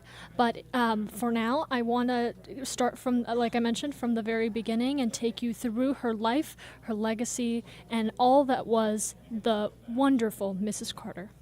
We do have some specific recommendations to try to help overcome. One is to speak out and get people talking about mental illness. She was synonymous with mental health advocacy and global humanitarian efforts. People are much more inclined today to reach out if they have a mental health problem, to talk about their mental health issues, to seek treatment. For those who knew her well, Rosalynn Carter embodied generosity and grace. And almost everyone suffering from mental illness can be helped. The media labeled her Steel Magnolia for her tough demeanor underneath a Southern genteel. She freely spoke her mind concerning White House affairs, sometimes to the dismay of politicians, and championed causes many would not touch. I think that she never was concerned at all about her image. I think what she wanted to do was take advantage of the opportunity she had as First Lady to use the influence of the office to really tackle a problem that was extremely important to her. Kathy Cade served as former director of projects for Mrs. Carter during the presidency. So she created the first projects office ever for a First Lady, and to this day, subsequent First Ladies have maintained that office, and they still remain the center of staffing for whatever projects the First Ladies choose. Before she was First Lady, she was a shy, small-town girl from Plains, Georgia, who loved fly fishing and Frank Sinatra. Born Eleanor Rosalynn Smith in 1927, she was the oldest of 4 children in a Baptist home where everyone chipped in to make ends meet. And I think that faith is what has motivated her all of her life to reach out, to help others, and to be concerned about those who are vulnerable. Her devotion to caregiving started at 12 years old when her father was diagnosed with terminal leukemia. In 1970, as First Lady of Georgia, she began what would become her legacy. We've heard about the lack of adequate service. Improving resources for the mentally ill. Every person in this room should be proud of this report. Sometimes when you live the experience, that kind of drives your passion. Lisa Esom worked with Mrs. Carter at the Institute for Caregiving in Americus, Georgia, named in her honor. Mrs. Carter was always precise in her vision. She was on the mark. She was ready to go. She's not an impulsive person. She really thinks these through, and I really admire that. In 1979, Time magazine called Mrs. Carter the second most powerful person in the U.S. She was one of her husband's most influential advisors, regularly attending cabinet meetings, even editing his speeches during an era when women were fighting to be heard. And she brought some of that sensibility to the White House, again in her very demure and correct way. But there is a steely center there. Jimmy Carter proposed 2 times before Rosalynn said yes. She was just 18 when they married in 1946. For more than 70 years, she never left his side. They would have 4 children together, travel the world, and change it for the better. They give realization to the idea of a couple as being one. And I know, in some respects, our modern era sees that as claustrophobic or doesn't want to commit, but they, I think, show really the joy of a loving relationship that literally stretches a life. Together, they would build more than 4,000 homes for Habitat for Humanity, work to eradicate guinea worm, and influence human rights around the globe. Pamela Scully teaches women's studies at Emory University and welcomed Mrs. Carter annually as part of the Distinguished Fellows Program. Many in Mrs. Carter's circle say her accomplishments were often downplayed, but that's likely how she wanted it. But I do think she's a modest woman who feels that there are other people, who might feel there are other people who deserve more praise. But she deserves it too. From the beginning, Mrs. Carter took a front seat to her husband's political career while trailblazing her own agenda. The women's rights movement was at its peak during the Carter administration. There she advocated for the Equal Rights Amendment and fought for passage of a mental health care law in 1980, becoming the second First Lady behind Eleanor Roosevelt to testify before Congress. And that's what drives her life. She's not putting a finger in the wind to see where the wind's blowing. She is trying to move forward according to principles that she believes in. The American people have given us unlimited chances, unlimited opportunities. And we have wonderful friends who support our programs here at the Carter Center. Mrs. Carter never slowed down. After the White House, she remained committed to causes she believed in and continued to travel the globe, raising awareness. Of all the presidents and first ladies that I've ever seen, she is the only one that has continued to give and give and give her entire life to service to others. Huge leaps and bounds have been achieved because she could open doors and she cared enough to do so. And I'm joined now by an Alzheimer's caregiver, an advocate, longtime advocate for Alzheimer's with the Alzheimer's Association, the Georgia chapter, Dan Gerke. Dan, I know we had you on here in the past to talk about the important work that the Alzheimer's Association does, but I wanted to bring you on here to talk about the great work that Mrs. Carter did for mental health advocacy. We spoke earlier with our Patrick Quinn, and he said, she was so ahead of her time in talking and speaking out about mental health, which was at that time so heavily stigmatized. And part of that for her was talking about caregiving and the importance of providing those resources and having those conversations around caregiving for people who have Alzheimer's, dementia, Parkinson's disease. So before we get into some of Mrs. Carter's work, talk to me a little bit about what the Alzheimer's Association does. Sure. So the Alzheimer's Association Georgia chapter specifically offers programs and services for caregivers and those with dementia as well.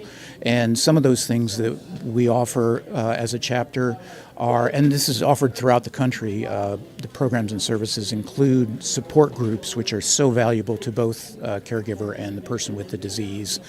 We have a resource center, a call 800 number, 1-800-272-3900, that is available 24/7 for any caregiver or someone just wanting to find out more information about the disease, or if there's an issue with your loved one that you need an answer for. So those are just some of the many things that the chapter here does.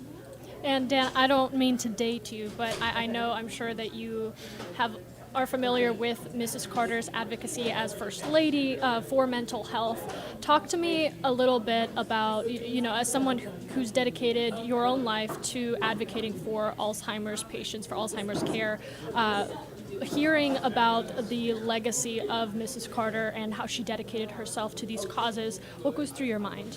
Yeah, absolutely, and no problem dating me. I was around when they were in the office and admired from the very beginning her passion around love for other people and wanting to help other people in any way she could. And I particularly admire the way she was so out there with mental health issues.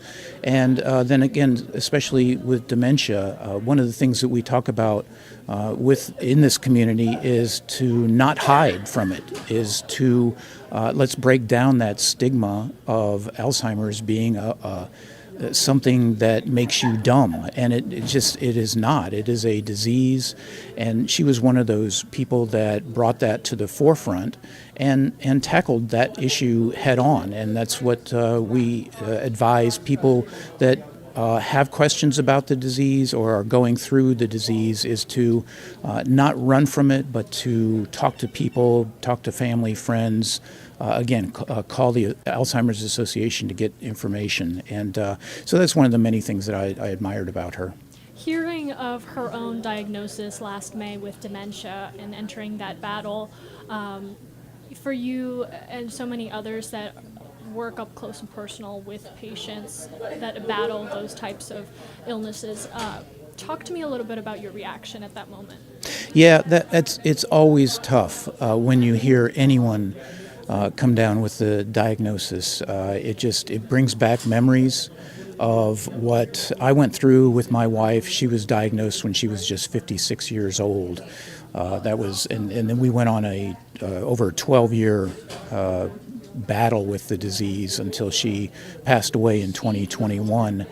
And it just is heartbreaking because you know firsthand what that family is going to go through. And again, I just got to admire them for making that diagnosis public and letting people know that it's okay to have to come out and talk about the disease when you have it. So, but it was heartbreaking, and it was heartbreaking with someone that is so much out in the forefront of a caregiving role and advocating for caregivers. That was tough to hear. Yeah, she really was a powerful voice, not only during former President Jimmy Carter's presidency and his governorship, but really for decades after, advocating for the topics and projects that she was passionate about. You know, thinking back to the conversation around mental health at the time when the Carters were in the White House to today, I know we are still far from where we want to be, but tell me about that evolution, because it's easy to say that the Carters had a heavy influence on how easy it is to talk about mental health today compared to how hush-hush it was back then. Yeah, and I will date myself again that in saying that in the 60s and even into the 70s, we used to refer to cancer as the C word. We couldn't even say cancer. There was that stigma. And, you know, there was a lot of effort around getting over that stigma.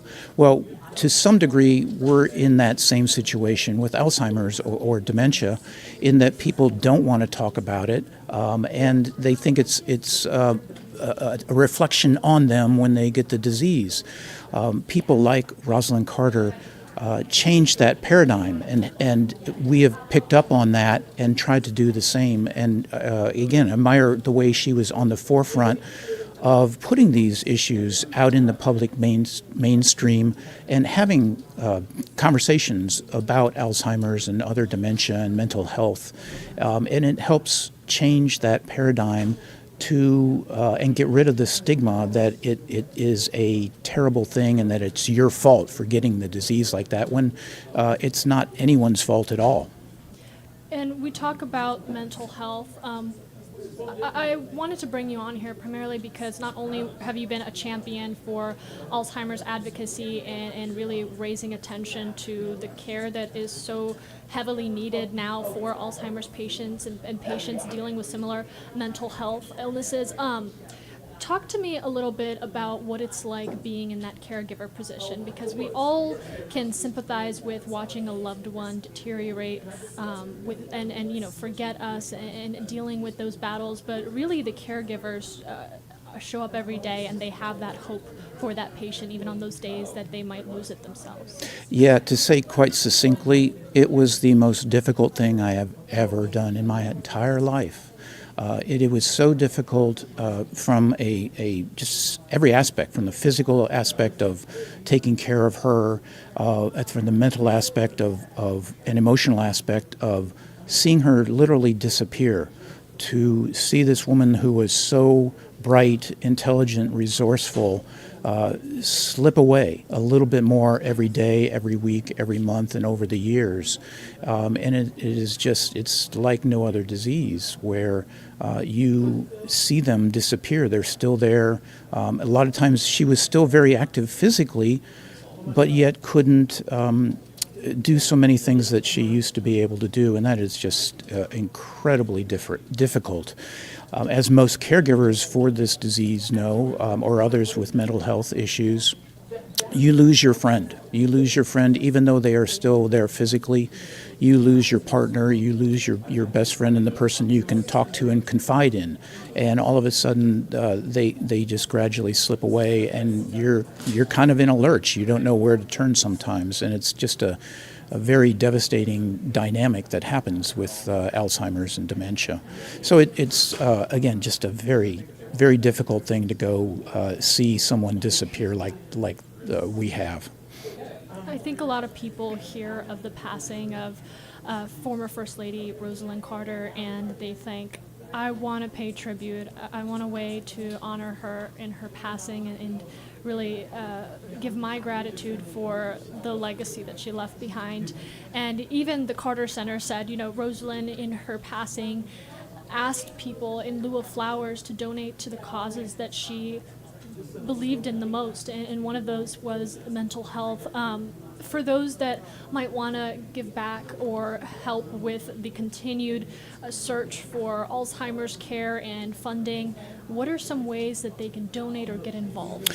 Yeah, there are many ways you can do that. Here in Georgia, we participate every year in the Walk to End Alzheimer's.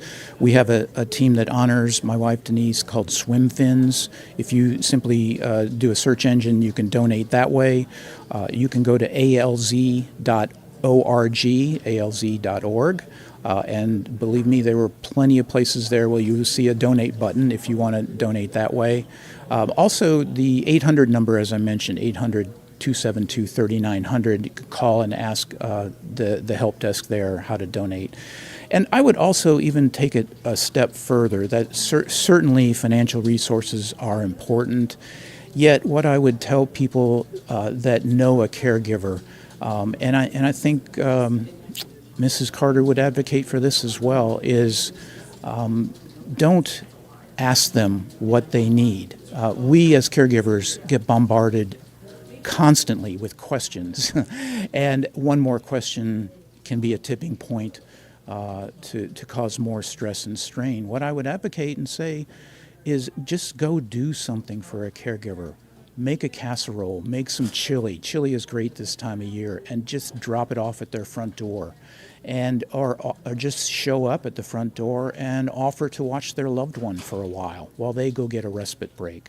So it's so important to just take action, much the same way that Mrs. Carter did. Take action and go help a caregiver. Dan Gerke, thank you so much for joining us here at the First Alert Desk on Atlanta News First Plus. We're going to continue to follow the latest tributes that are coming in, funeral announcements, memorials. We'll have that for you coming up. Right now, I want to take you out to a story we did on the reaction we're starting to see from around Georgia, around the country, and around the world. And I think everyone in Georgia loved her without any exception. No one didn't love Mrs. Carter. Former First Lady Rosalynn Carter, the news of her death devastating to many, especially for Joel Silverman, who lives just blocks from the Carter Center in Atlanta, Georgia. He immediately came to pay his respects. I jumped up the second I saw the news and grabbed some flowers and came here. I wish there was a Mrs. Carter bus to leave the flowers at. A legacy of devotion to human rights and mental health. Mrs. Carter did much of her humanitarian work right here in this center that she, along with her husband, former President Jimmy Carter, founded. I think the Carters never stopped fighting for peace and for global health, and for they never stopped representing the best of what America could be at a time when that's not always not always evident that America stands for peace and for justice around the world, and the Carters were this couple that were tireless in their efforts. Kevin Green also lives near the Carter Center. He, too, was saddened by the loss of a woman who he says made an everlasting impact. My heart fell when I saw the camera crews, and so I looked it up, and yeah, sad, but what a legacy. The Carters have certainly left their mark on this globe and continue to. From her work to improve global health to promoting greater access to mental health care. Sad but not unexpected, but wow, what a life well lived. Mrs. Carter died Sunday at her home in Plains, Georgia. In May, the Carter Center announced the former First Lady was experiencing dementia just months after Jimmy Carter entered hospice care, the longest married presidential couple in history. 77, that's a feat. And we talk about the love that Jimmy Carter and Rosalynn Carter had for each other, 77 years in the making, and it really is something to behold. Former President Jimmy Carter saying that she was an equal in all of his accomplishments and achievements, and he really did not only speak those words, but it showed. I mean, she edited his speeches. She was at most of his cabinet meetings as president. She was in the room, and she was one of his most influential advocates. You can't say that about many first ladies, but for Rosalynn Carter, she wanted to make sure that Jimmy was leading the nation. Former President Jimmy Carter was the best that he could be, and they really pushed each other throughout life and gave back in that way together. All right, I want to take you through our website here, atlantanewsfirst.com. You can also access this on the free Atlanta News First app. That's where we're sending any announcements about funeral arrangements, where you can donate, other important information that we see you guys asking in the YouTube comments. So let's take you through some of the funeral announcements from the Carter Center. We're going to start with Monday, November 27th. If you are looking for a way to pay tribute or to honor the life and legacy of Mrs. Carter, there will be a wreath laying at Georgia Southern State University. That is happening on Monday, November 27th. The schedule for the wreath laying is outlined on our website, which includes a motorcade arriving at Phoebe Sumter Medical Center about 10:25. That's when the event will kick off, and then the wreath will be laid by 11 o'clock. So morning of next Monday, if you can be there to show your support, that is always appreciated. This really is something that is being felt not only by the community here in Georgia, but around the world. Now, a lot of you have been asking, I got a couple questions both yesterday and today, if Mrs. Carter would lie in repose. That is also happening on Monday, November 27th, shortly after, a couple hours actually after the wreath laying. She will arrive at the Presidential Library at about 3:15, and a repose service will happen at 3:30. We, of course, will have that for you live on Atlanta News First Plus, and you can watch that on Roku TV, Apple TV, Amazon Fire TV. If maybe you're starting to cook your Thanksgiving dinner, some of you are early birds, you never know. You can put that on your TV and have it in the background, or you can join us here on YouTube Live, share your comments with us. The public will be invited to pay their respects from 6 to 10 o'clock, so about 4 hours. You could visit the former First Lady and pay your respects, kind of share your own stories. Parking and a shuttle will be available at St. Luke's Episcopal Church. Again, that is on Peachtree Street, Northeast. If you can come by, that is always appreciated. The Carter Center really did tell us, the outpour of support that the Carter family has received is really helping them during this rather difficult time. And, as we continue to talk about the former First Lady, we got to talk about the former President Jimmy Carter and who they were to one another. I want to take you to this story here that really encapsulates the love story spanning 77 years and the legacy that they built together. Torn down the barriers that separated those. The saying goes, behind every great man is a great woman. Always a step behind her husband, or more often, at Jimmy Carter's side, you would find Rosalynn Carter.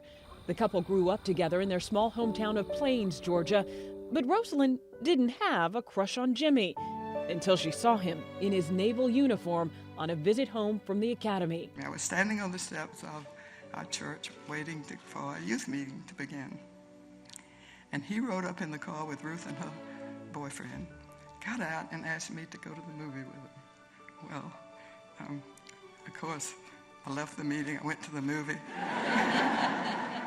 Don't ask me what it's about, I have not the slightest idea. Well, I didn't have any idea what Rosa was going to say, but I think I came away fairly unscathed, and I'm grateful to you, sweetheart. They kissed on that first date and married in that church in 1946, a union that would grow stronger over time. Hard work has been the driving force in Jimmy Carter's life. After moving around the country on military assignment, the couple returned to run the family peanut farm in Plains, where they raised their 4 children. Carter was elected governor in 1970. They're looking for a candidate they can trust. They see Jim and they respond to him. It's great. 6 years later, Mrs. Carter was front and center in her husband's run for the White House, campaigning alone on his behalf in 41 states.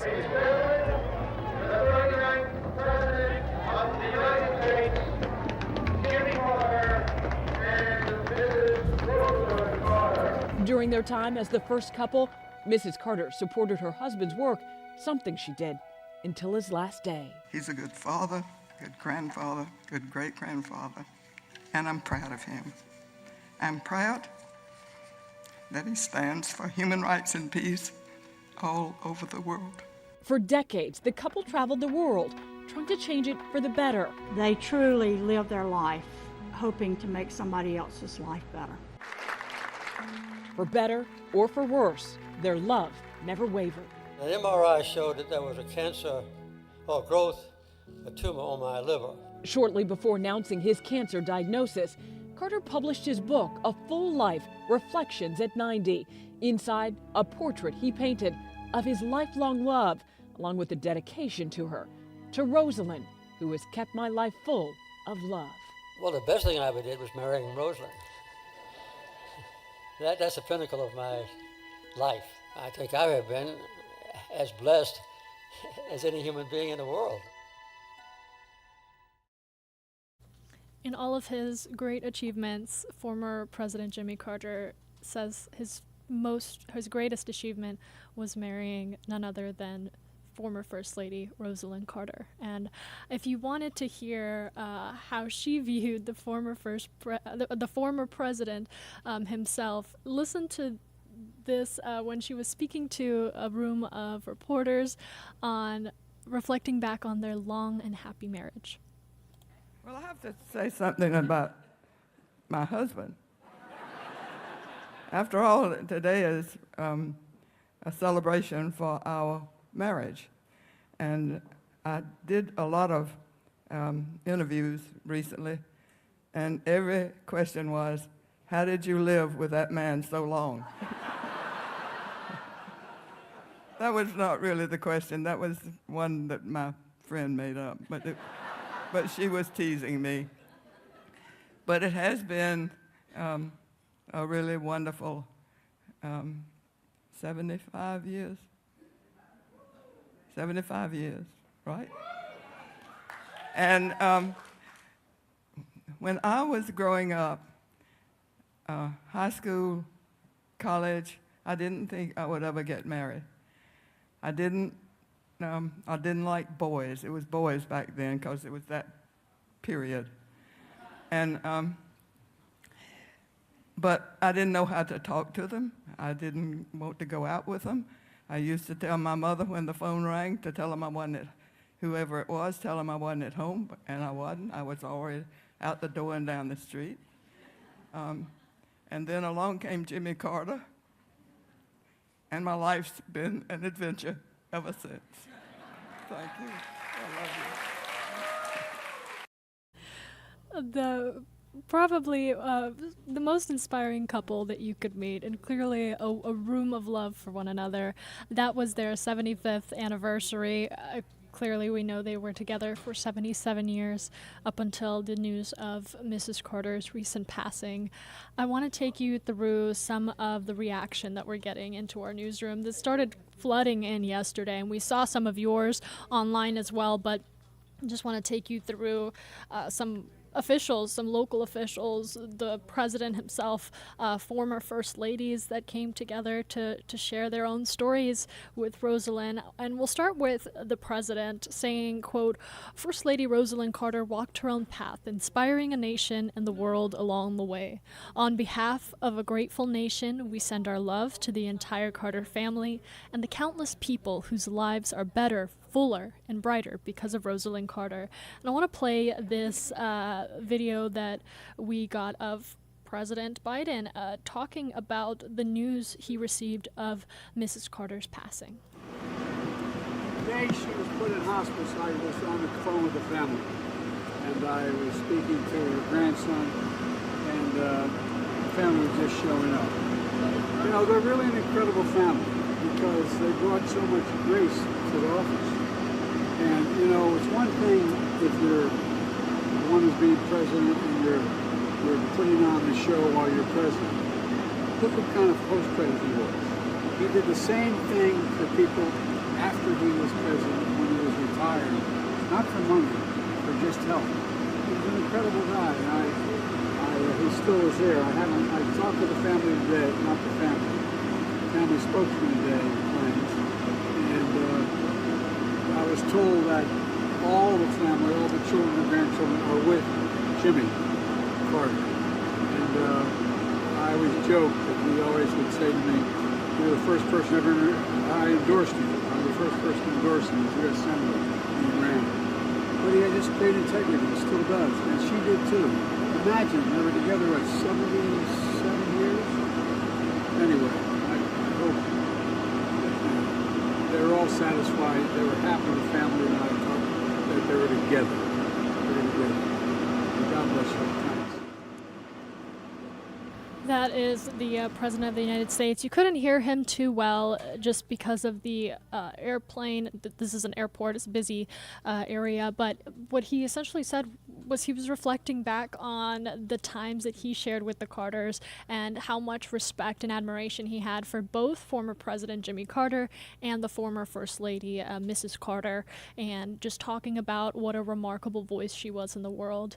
I want to now take you to Dr. Jill Biden, the current First Lady, Dr. Jill Biden, saying, quote, "First Lady Rosalynn Carter walked her own path, inspiring a nation and the world along the way. My love is with the entire Carter family as they and we grieve our dearest Rosalynn." And this statement from the Vice President, Kamala Harris, it's a bit lengthy, so I'm going to actually expand this in our Twitter window, saying, "First Lady Rosalynn Carter lived a life of service, faith, compassion, and unmatched moral leadership. During her time in the White House, Rosalynn redefined the role of First Lady. Through her courageous advocacy, Mrs. Carter helped bring the issue of mental health out from the shadows, that notification, into the national spotlight and served as a champion for America's caregivers. On her trips abroad, Mrs. Carter worked to advance human rights and human dignity. After leaving the White House, Mrs. Carter continued to serve our nation and the world, in particular through her leadership of the Carter Center, which she founded with President Jimmy Carter, to promote peace, improve public health, and support freedom and democracy around the globe." Now, she goes on to say, as a humanitarian, a public servant, and a global leader, Mrs. Carter improved the lives of millions and inspired countless more to dedicate their lives to service. Her legacy will be a beacon for generations to come. Doug and I send our prayers to President Carter and the entire Carter family, and that statement coming from the Vice President, Kamala Harris herself. We go more down, taking you through our website here on AtlantaNewsFirst.com. You can see a picture of a very young Mrs. Rosalynn Carter smiling, standing, likely taken during her time as First Lady. And now we get to Bernice King, and if you didn't know, Rosalynn and Bernice were close friends. They count for Bernice King, writing, "Today we mourn the loss of a remarkable woman and dear friend of the King Center, former First Lady Rosalynn Carter." And there's a beautiful picture of two history makers, two very powerful women who use their voice to change the world. I want to take you to this story that our very own Bridget Spencer put together on the King Center's reflection of Mrs. Carter's passing. The Kings and the Carters had a special alliance that was built over the course of several years. In a statement, the King Center says the center's founder, Coretta Scott King, shared a special relationship with Mrs. Carter, particularly around issues that were impacting women. They say Mrs. Carter was a strong force in President Carter's life, as we all know, and often an advisor on the issues the country faced during his presidency. Now, Dr. Bernice King says in 1988, her mother and Mrs. Carter co-founded the Georgia chapter of the International Women's Forum. President Carter himself spoke in 2013 about his relationship with the King family and their alliance as a whole. As president, my most important visitors were from Georgia. Coretta and Benjamin Mays and Daddy King would come and tell me what I needed to do as president. And they reminded me that Martin Luther King Jr. was for human rights and for peace. Dr. Bernice King says President Carter is an advocate for the black community out of the goodness and the pureness of his heart, showing just how closely connected the families are and how they share similar values. From the King Center, Bridget Spencer, Atlanta News First. That was our Bridget Spencer taking you through the relationship the King Center, Bernice King, and Rosalynn had. A heavy impact on the Carter presidency, but a very positive and a meaningful one at that. As you know, the Carters were very outspoken about their Christian values and their religious beliefs and how that led them in many of their humanitarian pursuits and giving back as heavily as they did. I want to take you now to a story with the Southern Christian Leadership Coalition, who spoke on the life and legacy of Rosalynn and the impact that she had not only as a woman of faith, but how she used that to propel her many platforms.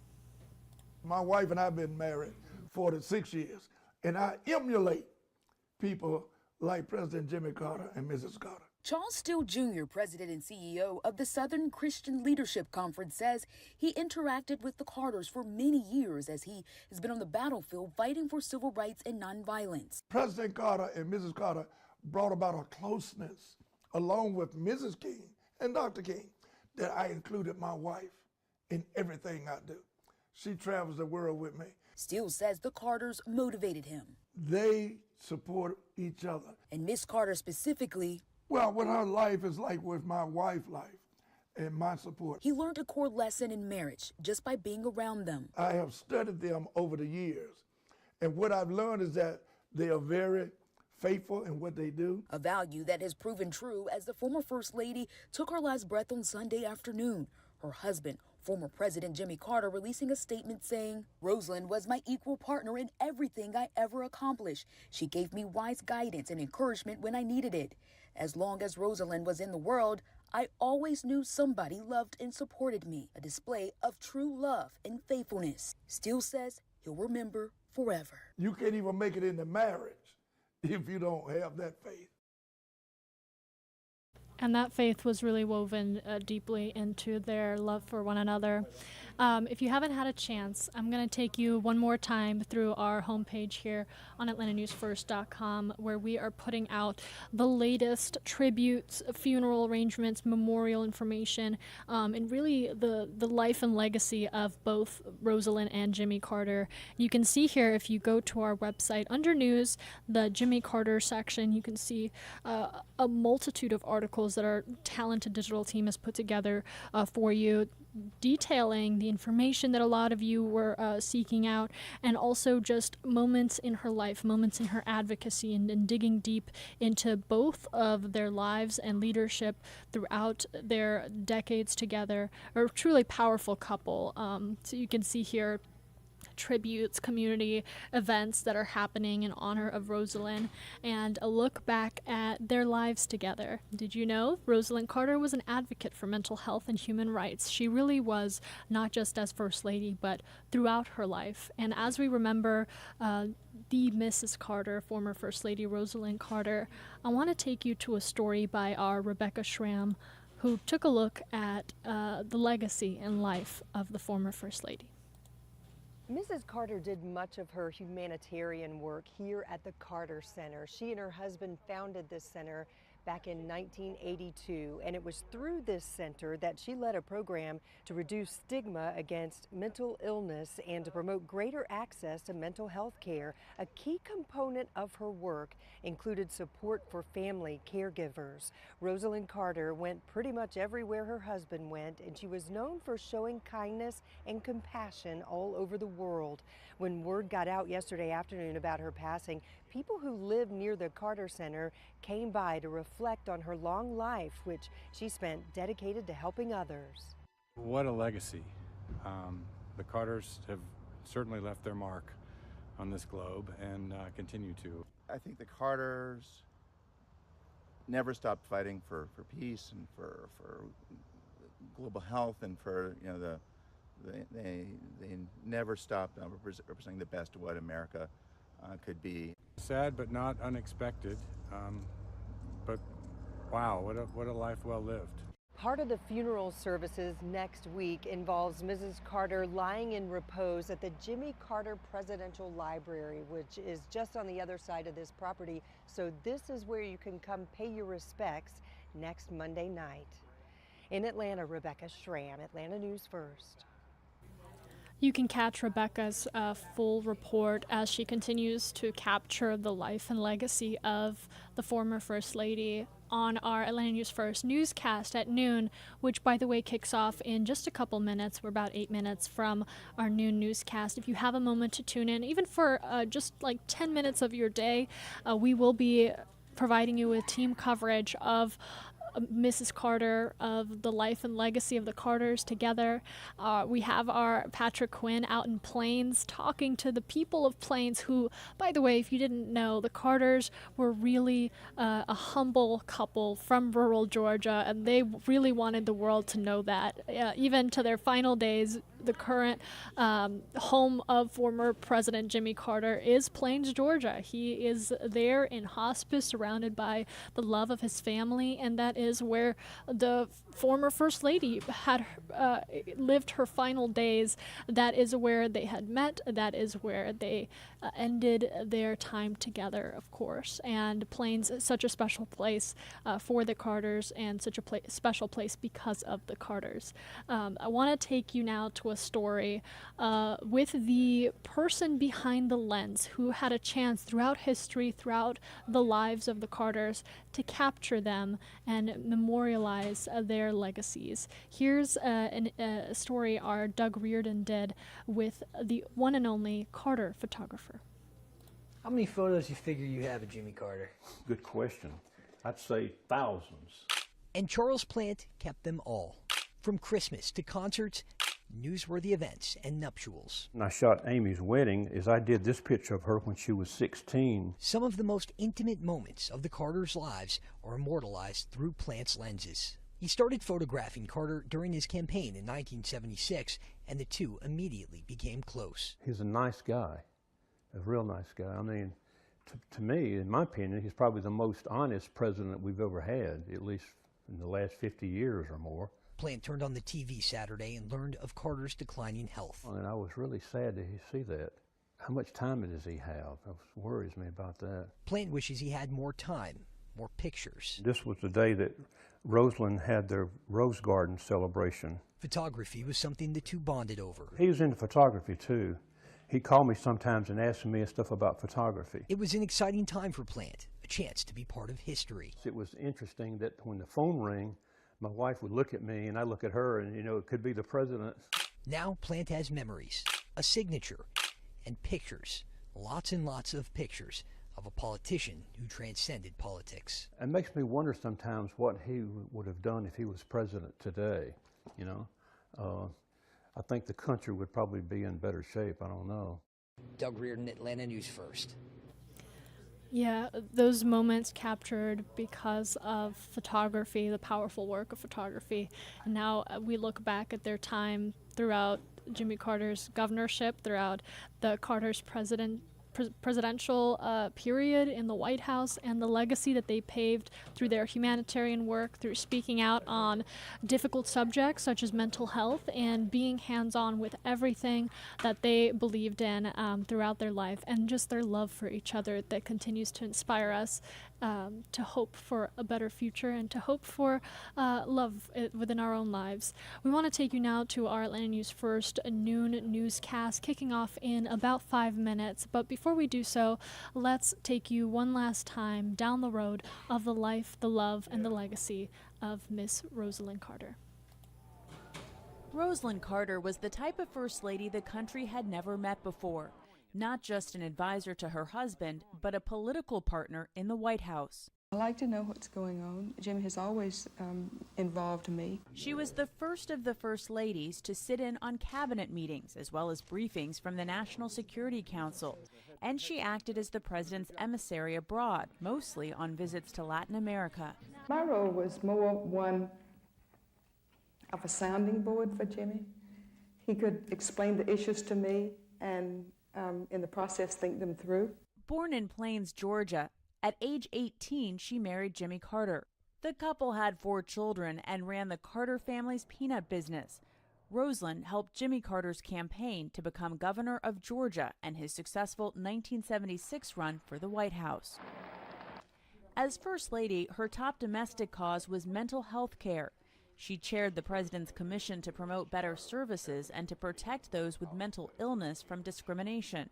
She continued that work after leaving the White House and also advocated for better support for America's seniors, taking that battle to Capitol Hill. We face a national crisis in caregiving, especially for our elderly citizens. She was a full partner in the activities of the Carter Center, which the couple launched after leaving the White House to promote conflict resolution and advance human rights. She worked alongside her husband with Habitat for Humanity to build homes for the poor. Betty Ford was my friend. In 2011, she paid tribute to another First Lady and her friend, Betty Ford. Her honesty gave hope to others every single day. The former first couple continued to call Plains home, facing health challenges together in their later years. When the family announced that at age 95, Rosalynn Carter had dementia, it said it hoped sharing the news would increase conversations about mental health, an issue she advocated for much of her long life. Natalie Brandt, CBS News. And we want to take you back out to our AtlantaNewsFirst.com website, also available on the Atlanta News First app, which is free on your Apple or Google device. This is where we're putting out all of the information that we're getting surrounding the Carter Center, their announcements on memorials, funeral arrangements, how you can pay tribute. I mentioned this before, and I just want to leave on this note. Mrs. Carter asked that in lieu of flowers, if you are looking to pay tribute and show your support, if you could go to the Carter Center website and donate to some of the causes that she felt were most close to her heart and that she championed and believed in throughout her life. They are asking that you make your donation in lieu of sending flowers. We have a full link where you can do that on our website on the homepage, atlantanewsfirst.com. Thank you so much for all of you who joined us here, whether you were watching from Roku TV, Apple TV, or Amazon Fire TV. Maybe you hopped on YouTube Live and joined the chat that we have going on. And believe me, I see all of your comments, and so does the rest of our Atlanta News First team. And we just have been loving hearing all of your personal stories, all of the moments that you heard about the presidential win, and these history-making events that were so close and personal to each and every one of us. But most of all, the love love we all shared for Rosalynn Carter.